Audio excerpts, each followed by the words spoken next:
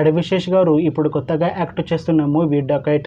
అయితే అడివిశేష్ గారు ఈ డకైట్ మూవీకి ముందు లాస్ట్ యాక్ట్ చేసిన మూవీ హిట్ 2.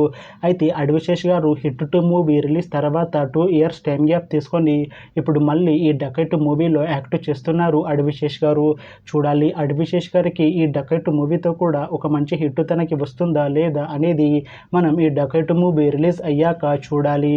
అయితే డకైట్ మూవీలో హీరోయిన్గా యాక్ట్ చేస్తున్నారు మున్రల్ ఠాకూర్ గారు. అయితే మున్రల్ ఠాకూర్ గారు ఈ డకైట్ మూవీకి ముందు లాస్ట్ యాక్ట్ చేసిన మూవీ ఫ్యామిలీ స్టార్. అయితే మున్రల్ ఠాకూర్ గారు ఫ్యామిలీ స్టార్ మూవీ రిలీజ్ తర్వాత 1 ఇయర్ టైం గ్యాప్ తీసుకొని ఇప్పుడు మళ్ళీ ఈ డకైట్ మూవీలో యాక్ట్ చేస్తున్నారు మున్రల్ ఠాకూర్ గారు.